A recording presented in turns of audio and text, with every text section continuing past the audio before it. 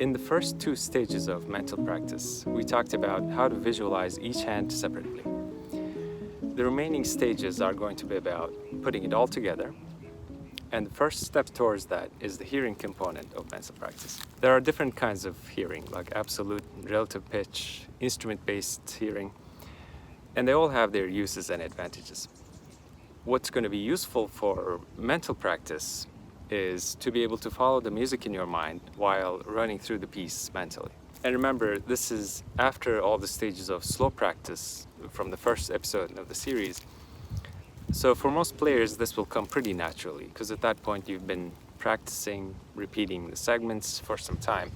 And all these stages help form a link between the music and the physical component of playing. A great way to reinforce that link is using videos. Basically, you can pull up a video performance or a slow walkthrough video of the piece, or even better, your own recording, as we talked about in the second episode. When you watch the video, pay close attention to the left-hand fingers. And as you follow the movements, visualize your own fingers on the fingerboard. So this is just like stage 2, supported by a video, right?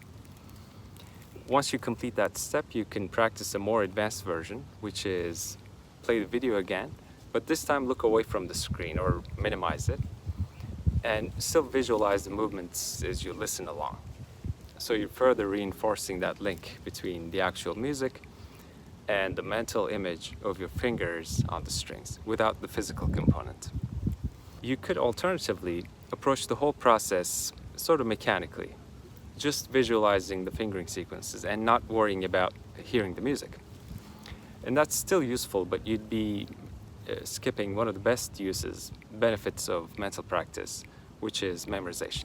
Memorizing really is a common issue among players of all levels, dealing with memory slips, struggling with awkward page turns. For most musicians, the issue with memorization is rooted in some form of discrepancy between the music in their mind and their muscle memory. Or in other words, what your mind and muscle memory has the sense of what's next versus what's actually next in the music. After applying the slow practice steps and these two stages of mental practice to the short segments, you'll notice it's actually mostly memorized without intentionally trying to memorize. Putting all the segments together, for longer pieces especially, that's a different story, and that's where this stage, the hearing component stage, comes in. When you're able to hear the music internally and form that link between the music and the finger movements, the actual music becomes the driving force for your performance, rather than trying to remember a sequence of shapes and movements. And focusing on this link during your performance helps you stay present and keeps away all the distractions, memory lapses, and performance anxiety. The second issue with memorizing is the number of repetitions you need to be able to internalize a piece. Consider any routine daily activity like typing, things that you don't really give a second thought to. We take all these for granted, but they can be actually fairly complex hand movements when you think about all the wrist rotations, flexes, extensions of the fingers. We don't really think about any of that and worry about making mistakes, right? They're completely subconscious and automated. Another example is when you first start driving, there's so much to pay attention to. Compared to a few years later, it's a piece of cake, right? What happened in between is thousands of hours of practice over many years. The higher the number of repetitions, the more it'll be embedded into subconsciousness, and you don't have to actively think it through. How does that translate to practice? When you first start learning an instrument, it's a lot of conscious effort to establish the basics. Over time, you're repeating and cementing all these basics, hopefully the correct techniques, into your subconscious mind. And with each piece you practice, you're increasing your capabilities and building a mental database of how-tos, which ends up helping all the subsequent pieces you work on.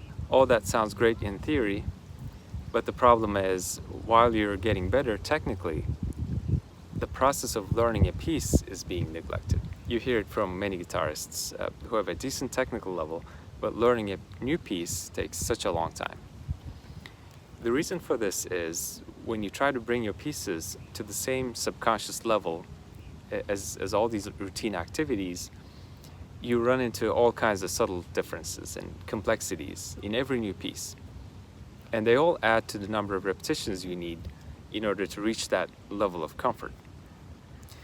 What mental practice does is speed this process up, because it gives you the flexibility and ability to tackle all these challenges without any added physical burden and any potential injuries. It dramatically reduces the number of repetitions you need because it turns them into mindful repetitions, and they're easily embedded into subconsciousness.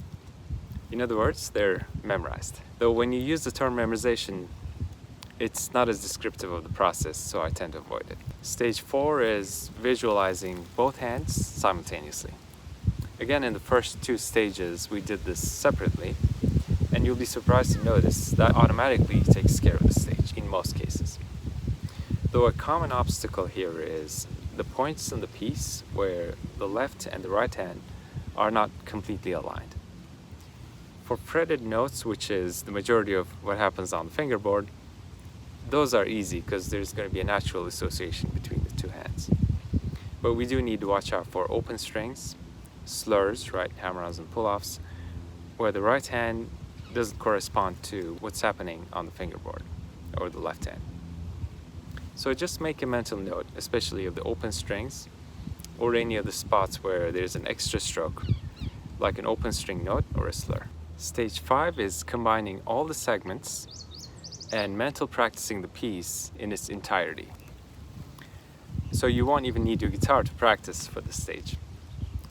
This makes the piece sort of malleable. You can slow it down, isolate some spots, repeat the challenging parts, even speed it up.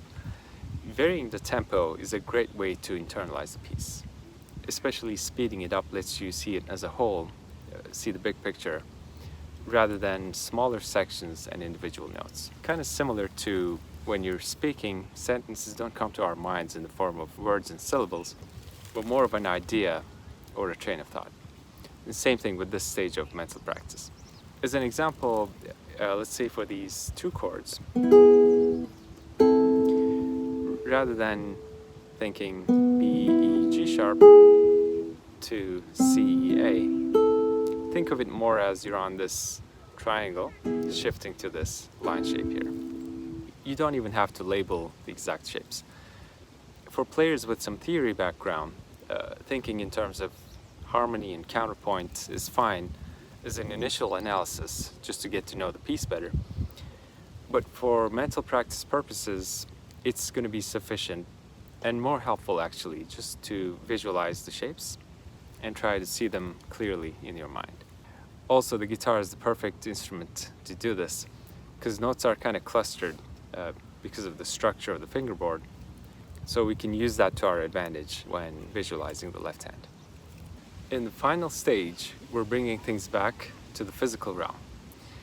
At this point, you've done the majority of the practice work without being slowed down by your hands and muscles while practicing. But more importantly, you've internalized the piece and you don't really need the sheet music to practice at this point.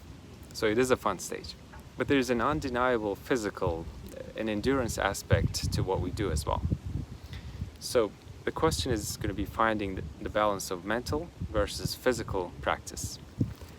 This is going to be a matter of personal experimentation. For me, it's about an 80 to 20 ratio. 80% mental, 20 physical. 80 is pretty high, partly because of the arranging process for the pieces I record, but that ratio comes down to about 60 to 40, or even half and half sometimes, closer to the recording day. So my physical practice time increases to about half the total practice time. But it really varies from person to person. I've had students using it anywhere from half the time dedicated to mental practice, and others only using it every once in a while on a case-by-case basis, still with good results. So you'll have to find a sweet spot for yourself. And that concludes our practice series. I'll see you next time for a whole new topic.